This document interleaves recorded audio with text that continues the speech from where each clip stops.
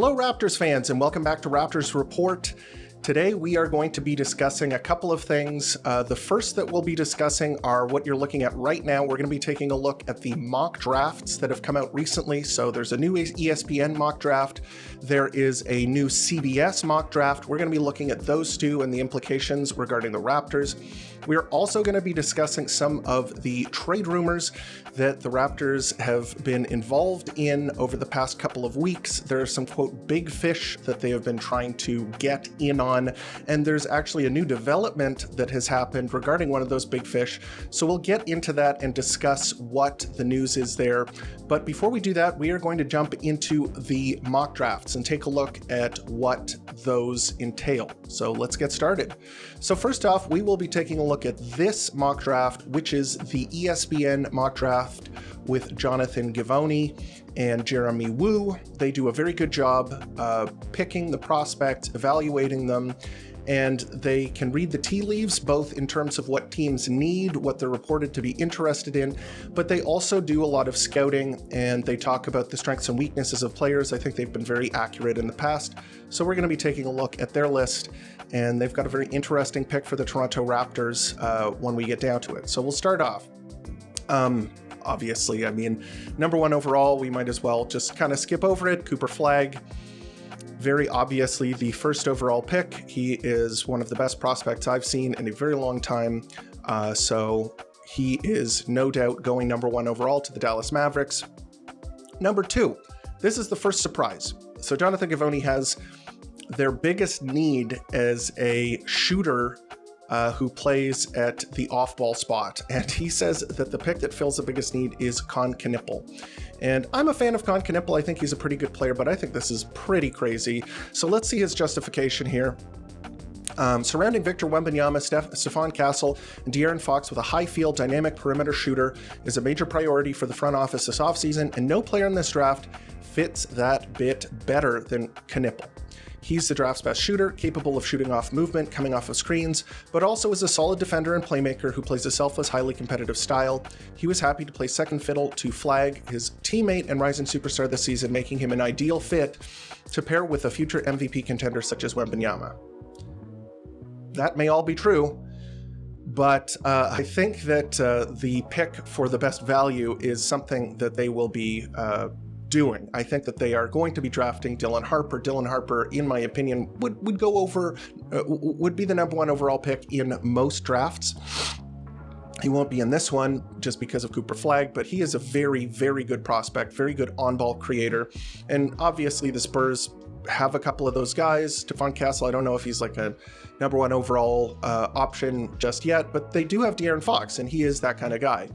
So I understand that they have a need that maybe Dylan Harper won't fill, but I think that instead of drafting a guy who would be a huge reach, in my opinion, at number two, they would probably just trade the pick, trade either down in the draft if they wanted Con Knippel, or they just trade out of the draft and get another kind of veteran or younger player to pair alongside of Victor Wembanyama, Stephon Castle, and De'Aaron Fox. And with the number two overall pick, Dylan Harper is like a really good player. A lot of teams would be very interested in trading for him. So yeah, that's just kind of what I see. I don't even think it's a good idea to mention Con Knippel as the number two overall pick. I'm not exactly sure why he would do that. So let's just keep going here. So now the Philadelphia 76ers, and very rightly, this is the first drop in kind of tier. I mean, there is a drop in tier between Cooper Flagg and Dylan Harper, but in my opinion, the third tier here is a little bit more wide open. There are a couple of picks that you can make here that I think would be defensible. So Givony mentioned that Ace Bailey is the guy that would fit the Philadelphia 76ers roster the best. So let's take a look at his justification. Bailey looks as if he'd be a seamless fit for the 76ers roster, able to slide between the shooting guard and power forward positions in a variety of lineup configurations alongside the likes of Tyrese Maxey, Jared McCain, Quentin Grimes, Paul George, and Kelly Oubre Jr. The Sixers need a star-level wing to emerge and eventually surpass George and his gaudy contract, which looks increasingly unlikely to age well over the next 3 years. Bailey's size, shot-making prowess, and intensity give him significant upside to grow into at 18 years old. Totally agree with that analysis. I'm not as huge a fan of Ace Bailey as some other players in this draft.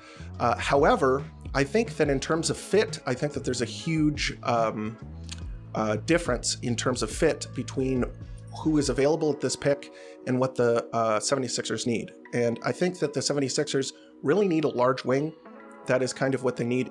Even if Embiid comes back, or even if he doesn't, if they're going to go in sort of a different direction, they need a guy who can play next to their star guards. They have Jared McCain, Tyrese Maxey, Quentin Grimes is kind of a swing. He's a bit of a wing, bit of a guard. And Kelly Oubre, I don't even think he should be figured into the math here. But with those guys, they need a taller player who can play off of the ball and make shots. And that sounds like Ace Bailey. With that said, I don't think that he is my favorite guy at number 3 if you were just in a vacuum picking. I think that I like Jeremy Woo's pick here, best value. I completely agree. VJ Edgecombe, really like him. Let's hear what he has to say about him. Edgecombe has made a strong case as the 3rd best prospect in this draft. Teams love his combination of overall athleticism and downhill slashing ability and see major upside as he grows more comfortable making plays with the ball in his hands. I'd also make the argument that he offers the best mix of upside and floor at this spot in the draft. His proponents around the league see start potential. While Edgecombe may not be the cleanest fit on paper considering Philadelphia's backcourt situation, there's no one player expected to be available at number 3 who significantly alters the Sixers' outlook for next season. I view him as the best bet here through a long-term lens. I agree with that, and I also agree with what Gavoni says here regarding Ace Bailey, so that should be an interesting pick to watch. And now here's where things get kind of interesting, because Jonathan Gavoni mentions Ace Bailey going to the Philadelphia 76ers, but he also said that Concanippel would go number 2 overall. So we have like a really absurd thing, which is Dylan Harper dropping all the way down to number 4. So there are two kind of competing draft, like this is a confusing format for this, which would be a mock draft. So they're doing 2 different types of mock drafts. One, which is done by Gavoni, where he mentions the biggest need. He does a draft based on that. And Jeremy Woo is doing kind of a big board scenario, just in a vacuum, who is the best player available. And it is a little confusing to read, but at number 4, because Knippel went 2nd and Ace Bailey went 3rd, Jonathan Gavoni mentions that Dylan Harper is going number 4 overall. And let's just hear what he has to say. I mean, I know about him. You can read what I have said about all of these different prospects. I'll leave a link in the description to all of the different players, and I have a detailed, in-depth breakdown on all of them. But this is what he says about Dylan Harper. So Harper slides to number 4 in this scenario, as both the Spurs and Sixers have no major needs in the backcourt and would perhaps look to other positions if fielding a roster from that lens were the only concern. So I think this is a weird way to put things. Very strange. The Hornets would surely love to add Harper's downhill driving, foul drawing, and strong interior finishing prowess to a big backcourt with 6'7" LaMelo Ball, who is highly capable of playing alongside another shot creator.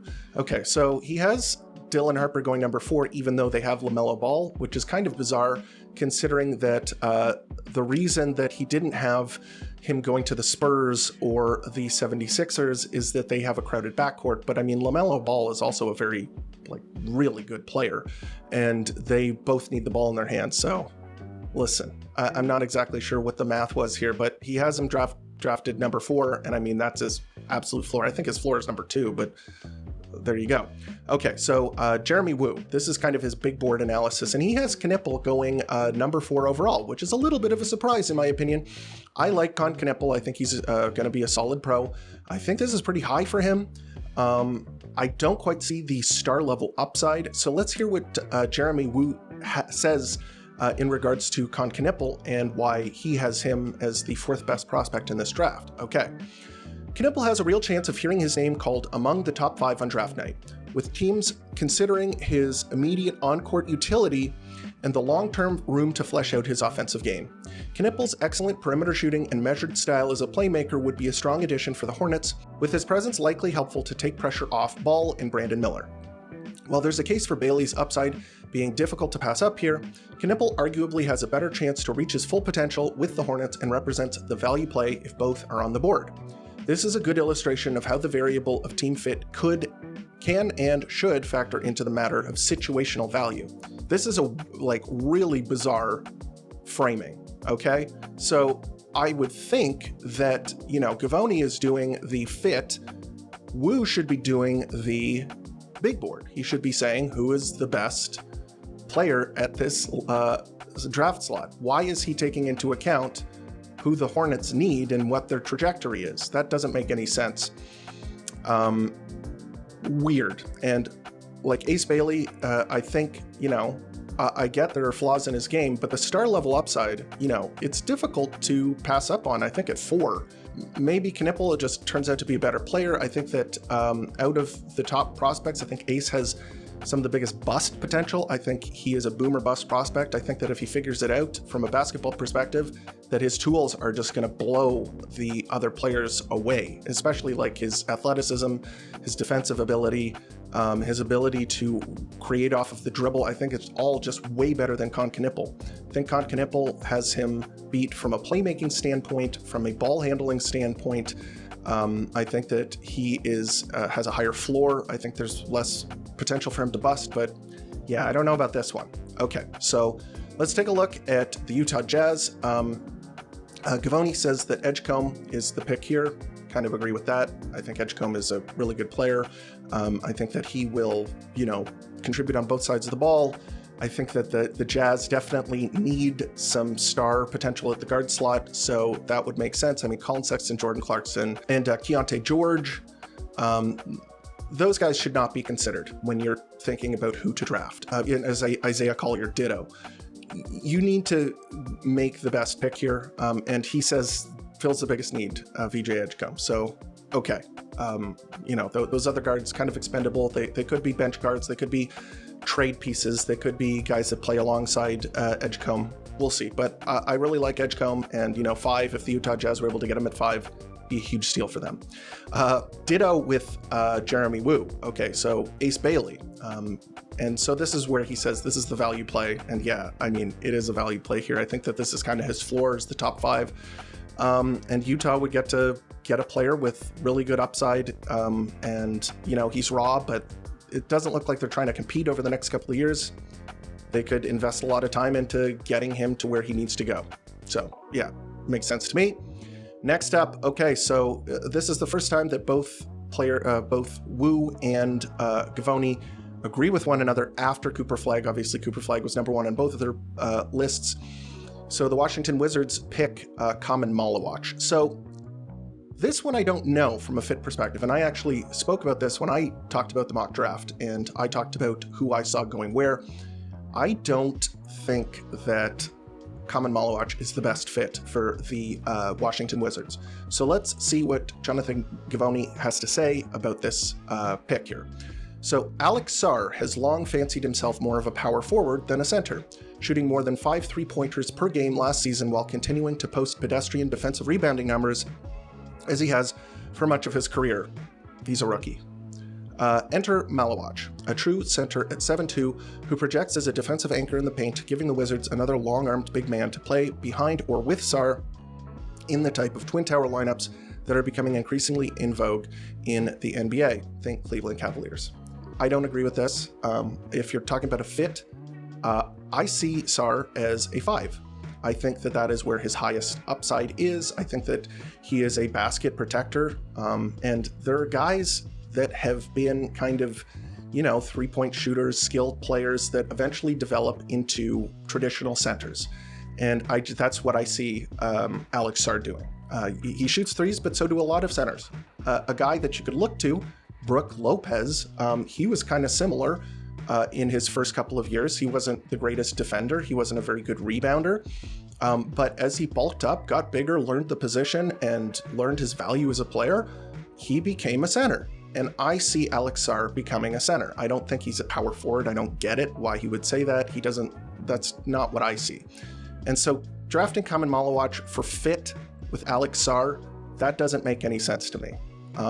I think that there are other, and the draft is pretty flat here. So even from a value perspective, I'm not really getting it. I like Kaman Malawach quite a bit, but you need to kind of have a need for him.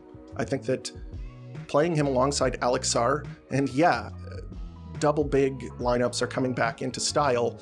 I just don't think that it's a great fit. I think that you do it out of necessity and you try and make it work, but I don't think that, 2 Cs is the wave of the future, regardless of whether Jonathan Givony thinks so or not.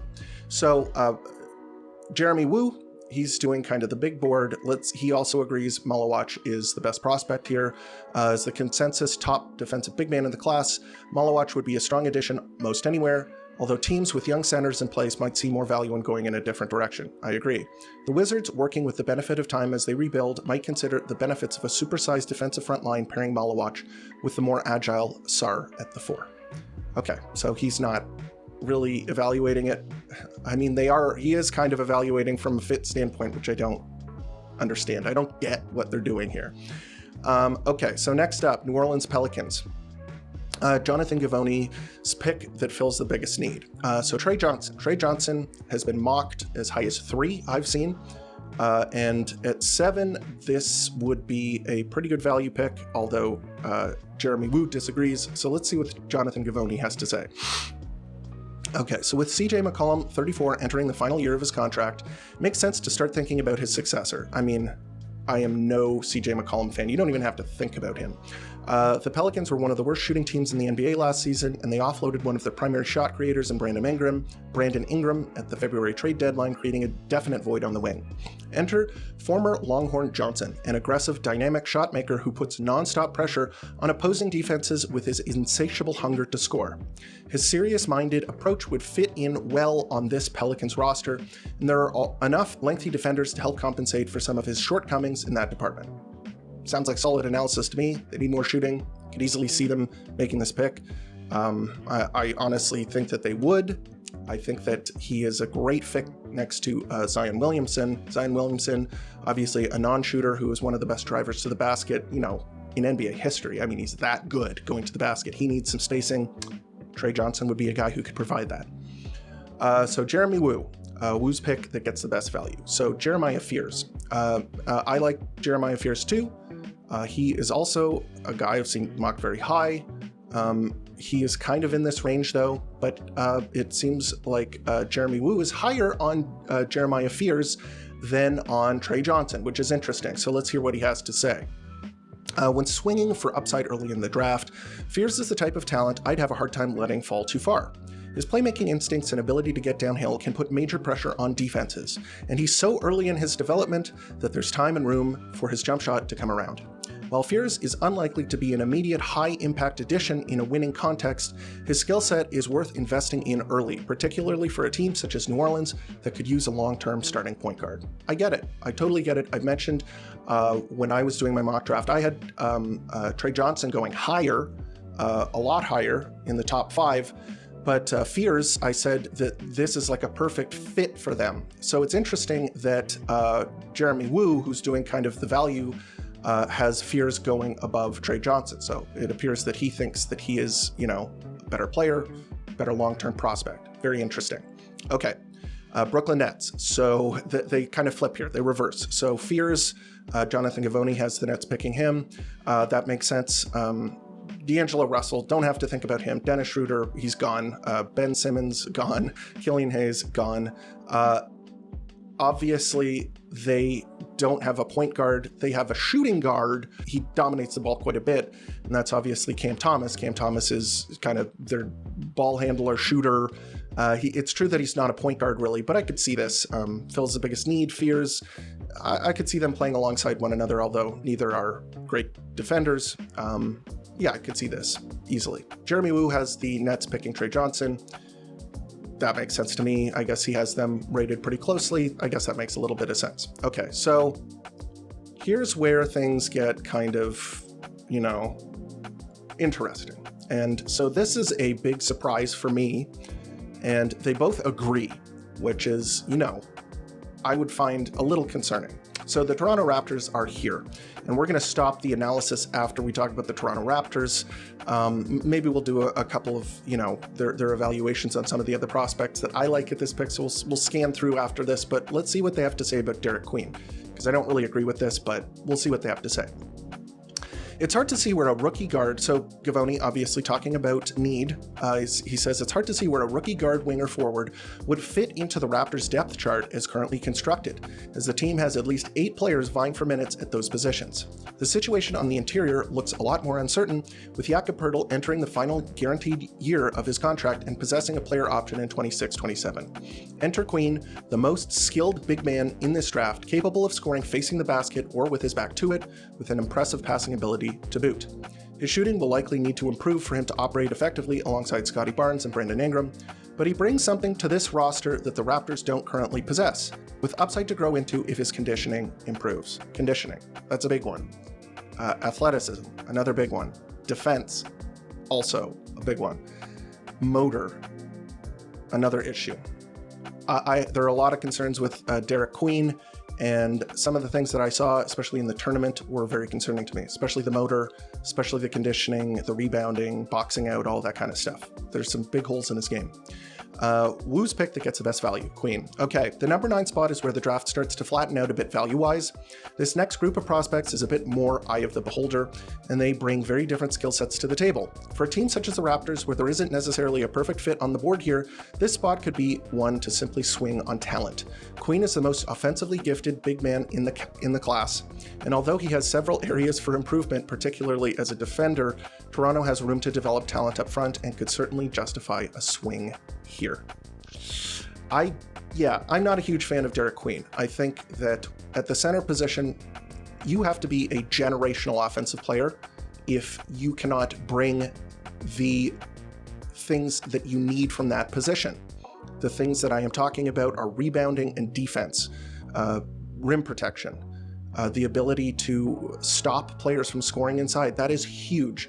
And I don't think he can play the power forward position, especially with Scottie Barnes on the lineup. I think that's Scottie Barnes' long-term position. You'd really need him to play at the 5. He also can't shoot. So this would exacerbate the Raptors' shooting problems without providing the things that you need from the center position. So I don't like it from a talent perspective, like a fit perspective, or from a value proposition. I don't think that he's the guy. So let's see where they have some other guys here. So Gavoni, Houston Rockets has them taking Jonas. Colin Murray Boyles is Jeremy Wu's pick.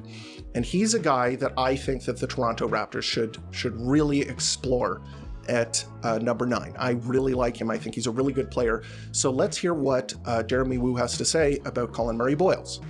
The Rockets are in a fortunate position holding the Suns' pick at number 10, with depth across the roster and without major personnel needs. If anything, there could be value in trading it to upgrade the team elsewhere. But if we're looking at this from a best available lens, Murray Boyles is a strong candidate, bringing a diverse role player toolkit that makes a lot of sense as a value add for Houston, an organization that will likely appreciate his strong analytic profile as it projects out. When you look at kind of what he does on the court, it makes complete sense. He's a very good defender, good rebounder, good passer, can score around the rim. I like him as a prospect better than Derek Queen. I think Derek Queen's upside is higher because his offensive game is a little bit better, but just in terms of just getting a guy that I think will pan out, I think Colin Murray Boyles, I think he's going to be in the league for a long time. Okay, let's talk about Jonathan Gavoni, because he's got another player that I like here, Egor Demin. And so these guys have both, the ESPN crew has been talking about Egor Demin as, a lottery pick for the whole year. They really like what he brings to the table. Let's hear what Jonathan Gavoni has to say. The Trailblazers don't appear to have any immediate needs that can be filled with a player drafted in this range, but they might be intrigued by the idea of adding a big playmaking guard such as Demin, who has the size and versatility to play on or off the ball, can slide across different positions, and can grow alongside Portland's young core long term. I think that applies to the Raptors too. Raptors have a lot of players at different positions. I think that if you wanted to develop a high upside draft pick, Egor Demin could be that guy. You could bring him off of the bench. You could play next to all the players on the Toronto Raptors bench. You could blend him into certain lineups with the starters. I think that he'd be a pretty good high upside swing pick at number 9. Kachonis is Jeremy Wu's pick at 11. Okay, so and next, another guy that I really like, Jeremy Wu has going to the Bulls, Noah Senge. Senge's, so this is who he believes is the 12th best prospect in the draft. Senge's strong recent play has helped solidify him as a lottery candidate. His size, mobility, and improving motor make him an intriguing bet in this range in the draft. Although there's some developmental risk baked in, his productivity this season has been a strong positive indicator. Adding an 18-year-old player with his type of tools and valuable mold makes for a strong proposition in the late lottery. For the Bulls, this would be a valid upside play, the big swing on a versatile prospect, making sense as they attempt to work their way out of the middle of the Eastern Conference pack. I like this guy at number 9 for the Raptors as well. I'd be happy with him as at 9. I think that he could be, a really high upside guy. He has new school wing forward written all over him. There's a ton of guys like him in the league. I mean, Pascal Siakam is a guy that comp there. He's got a burgeoning on-ball dribble package. He's a rim runner. He can play in transition. He's a good defender. He has like an iffy jump shot. I'm not like totally sold on his jump shot, but it looks like he can do a little bit of that as well. I just see a lot of upside here. When you watch him play, the guy really looks like an NBA player. So I like him there. And there's a couple of other guys. We won't spend too much time. Carter Bryant's another guy that, has really moved up the draft board. A lot of guys are really interested in him. So that's interesting. So that is the ESPN mock draft. We're not going to go into too much detail in the next one, which is a CBS Sports mock draft, because Gary Parrish, honestly, I have not heard of him. But let's take a look at who he has the Raptors drafting at number 9. So his mock draft is pretty basic here. Cooper Flagg, Dylan Harper, Trey Johnson, not a huge surprise. VJ Edgecombe, Ace Bailey going number 5, so he's fallen quite a bit in a lot of projections. Jeremiah Fears, Con Knippel, Common Malawach going 8, and then Derek Queen again going to the Toronto Raptors. I get it. A lot of teams are saying, okay, Jakob Poeltl, is he going to be here long term? That could be a hole. They need a backup center. I'm just not sold on him as a prospect. So, let's hear what he has to say at least. Queen is a super interesting forward who offsets some of his physical limitations with incredible skill and above average smarts. He hit the buzzer beater against Colorado State that sent Maryland to the Sweet 16, scored 27 against the eventual national champion, Florida, and solidified himself in the NCAA tournament as an intriguing lottery option. So yeah, I saw something different in the tournament. So a guy with a lot of offensive upside, with a lot of big flaws. And he kind of hints towards this, offsets some of his physical limitations. He can't really jump or move his feet very well. So yeah, not a huge fan here. There's a couple of guys. Okay, Jace Richardson, I liked him until I saw the measurements. He's a smaller guard here. And not as big a fan there. Colin Murray Boyle's a little bit further down. No huge surprises. I mean, Kasparas Yakachonis has really fallen in most mock drafts. He didn't have a very good end to the year. But anyway, those are two of the mock drafts that I wanted to look at. We are going to be jumping into the next section where I talk about the Toronto Raptors and their potential interest in the Big Fish. So let's hop over there.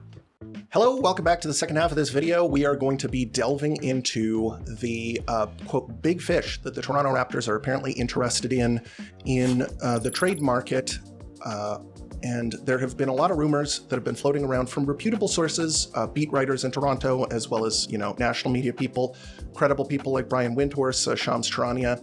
So let's talk about that. So first of all, Giannis Antetokounmpo. There has been trade buzz surrounding him. It really looks as though the Milwaukee Bucks are aging out. They had to trade off Chris Middleton. That trade did not work out for them. Kyle Kuzma was horrible. I mean, they probably were better off keeping Chris Middleton or finding another trade, because that one just really didn't look very good for them.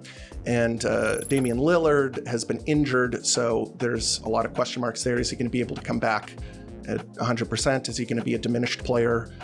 Is he going to be healthy? That's a big thing too. So Giannis Antetokounmpo, still in his prime. He is still right in the meat of his prime, and he's such a good player that he will be a very good player for a much longer time. And he's very big. Bigs generally tend to last longer in the league as well. So he's still a hot commodity. He is still one of the best players in the league, top 3 at the very least, maybe top 2 I mean, it depends on where you have, Luka Doncic, Shai Gilgeous-Alexander. I still have Jokic at number 1, although obviously you could make the case for a couple of guys being over him, Shai Gilgeous-Alexander especially, just based on how amazing he has been this playoffs. Regardless, Giannis Antetokounmpo is one of the best players of all time. In my opinion, he will be a first ballot Hall of Famer. He's already a top 20 player of all time, in my opinion. He carried the Bucks to a championship by himself. He is a force on both ends. The Toronto Raptors have been linked to him for a long time. Masai Ujiri and him have a very strong connection. And obviously the Raptors are interested, as are a lot of teams, but the Raptors are unlike a lot of teams in that they have quite a few assets and there's mutual interest. Doug Smith of the Toronto Star, beat reporter for the Toronto Raptors, said that the Raptors were interested in Giannis and vice versa. Brian Windhorse went on his podcast and said that the Raptors, he had heard buzz around the league that the Raptors are trying to land a, quote, big fish.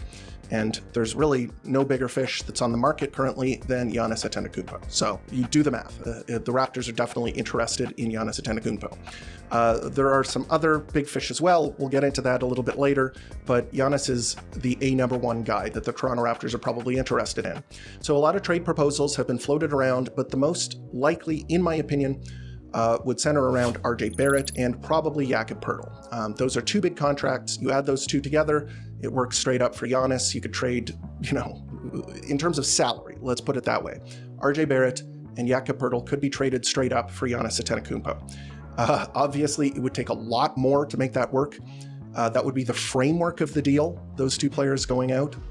You'd obviously add lots of picks, lots of prospects, lots of pick swaps. The Raptors would have to, sell a good amount of the farm, a lot of promising prospects and a lot of first-round draft capital for Giannis Antetokounmpo. And that it would be just completely worth it.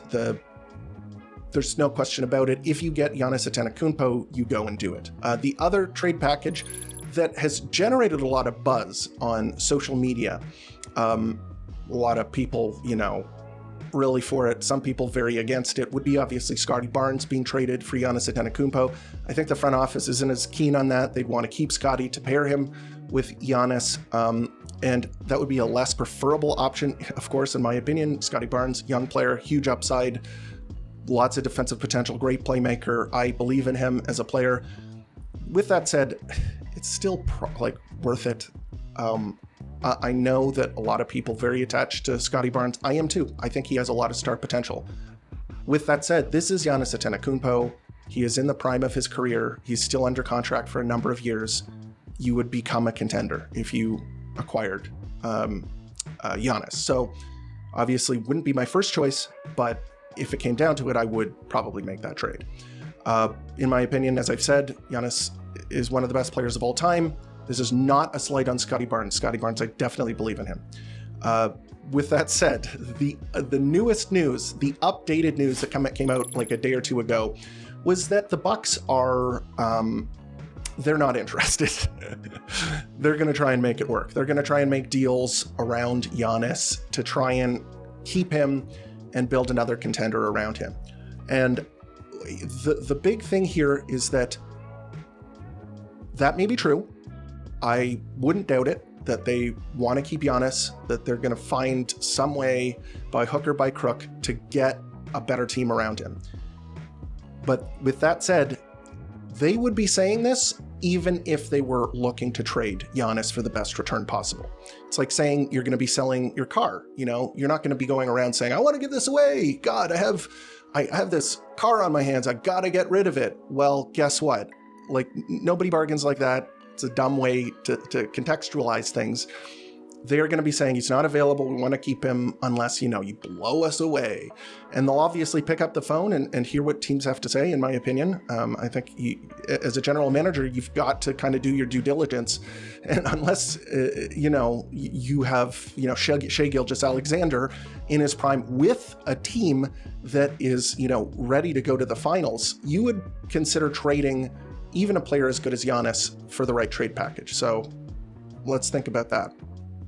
But the reports are that the talks have stalled at least, and that might be true. It might be that the Bucks are just waiting for the other shoe to drop. Maybe they're looking around the league, waiting for another team to make a move first, or maybe they're waiting for teams to sweeten the pot. Maybe where they are at right now isn't where the Bucks need them to be in order to trade him. So it's something to keep an eye on.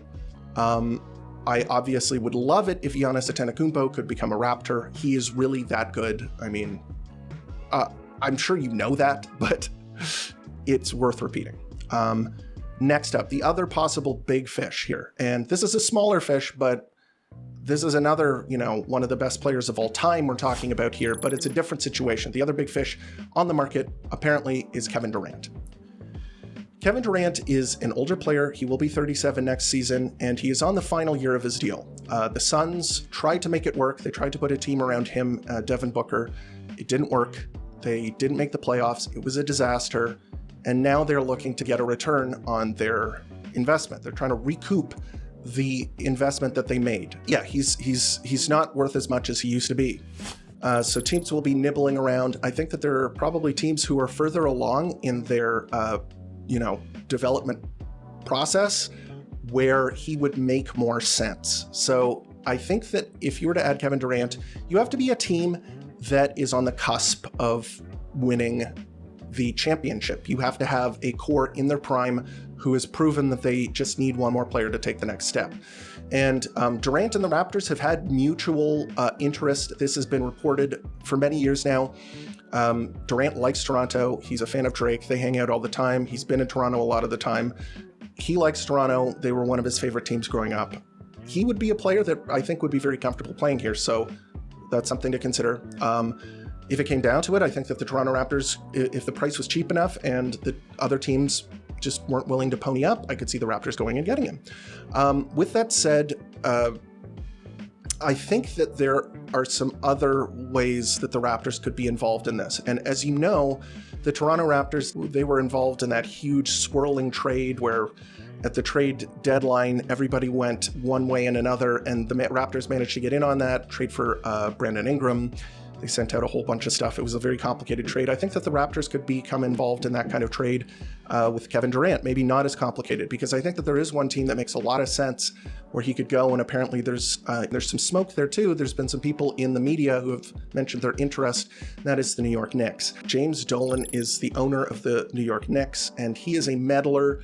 And while it looks like he has been hands-off for the past couple of years now when they've had a ton of success, it looks like his fingerprints are on the Thibodeau firing. Thibodeau was obviously fired at the end of the season, and they didn't have a replacement for him, and they're kind of like poking around, asking if they can interview Kidd, and like it's all very sloppy, very James Dolan-esque. So he might be back in the driver's seat. He might have more of a say now. Leon Rose, I think, has done a solid job with that roster. He has made them into a contender, and he should be given credit. I think that they could be interested in Kevin Durant. With that said, I don't think that they're going to be interested in the way that you might expect. So Karl Anthony Towns, I think that they're going to try and keep him.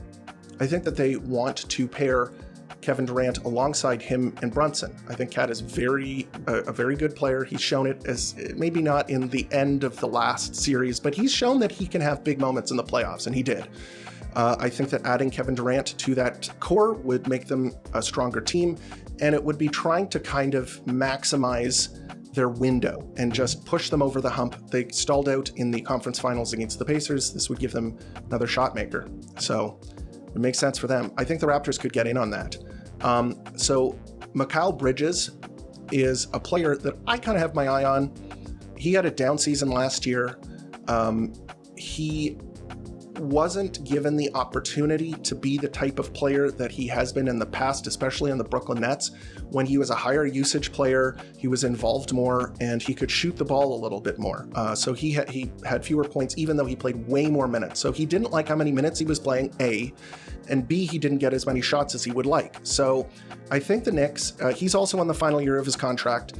So this is a guy that maybe the Knicks aren't going to be trying to invest in the future. And I think the Raptors could jump in and become involved in that kind of trade. So I have two trades here, the first of which is a trade straight up for Kevin Durant. And that trade would just simply be the Toronto Raptors trading RJ Barrett, Jakob Poeltl, and, somebody like Grady Dick for Kevin Durant. And, you'd have to consider that. Jakob Poeltl as a position player, the Raptors don't really have a center waiting in the wings. Maybe if they drafted some guy or they traded the 9th overall pick for a cheaper, good center, that could be an option. Nick Richards is on the Suns, and I wouldn't mind him as a stopgap center option. I think he's a decent player, but the Suns are over the second apron. And what that means is that they can't aggregate players in a trade. So they couldn't trade Kevin Durant and Nick Richards to the Toronto Raptors. It's just not a possibility. So Jakob Poeltl going out would be, a tough pill to swallow. It wouldn't make total sense, which is why I'm kind of more of the opinion that the Toronto Raptors should try and make a trade that involves getting Mikal Bridges. And so take a look at this trade that I've proposed. Would be sending out RJ Barrett and Grady Dick. They would be getting back Mikal Bridges and Mitchell Robinson. And then the Knicks would be getting Kevin Durant. And this would be kind of a win-win-win. The Suns would be getting some younger players to play alongside Devin Booker. It wouldn't be a full rebuild. I think they want to keep Booker, and they just know that Kevin Durant is kind of on the way out anyway, so they want to get a good return for him. They'd be getting RJ Barrett and Grady Dick and Josh Hart, who's a really good role player that he could fit into that team very well, give them a bunch of depth. I think they'd be a better team, honestly. Kevin Durant would go to the Knicks. And then the Raptors would be getting Mikal Bridges and Mitchell Robinson. Mitchell Robinson, as you may have seen in the last round that they played, the conference finals, he was really good. He was great for them. And listen, I think that they wouldn't want to give him up, but if you look at their team and the way that they're constructed and what contracts that the Knicks have, they really, if they don't want to part with OG Anunoby or Cat, they have to trade Mikal Bridges and Mitchell Robinson for Kevin Durant and Josh Hart. They'd have to put all of those players together unless they want to move off of OG Anunoby. But as we saw, OG Anunoby is just a tier above Josh Hart, and he is such an important player with the 3 and the D, and one of the best defenders in the entire league and a very good three-point shooter. And he really showed out in the final round of that they were involved in the conference finals. So I think that they're going to be trying to trade Mikal Bridges. In this proposed trade, the Raptors would be getting older. They'd be trading for 2 veterans. Mikal Bridges, 28. I think Mitchell Robinson, he's around the same age. I like Mikal Bridges. I like his fit on the Raptors too.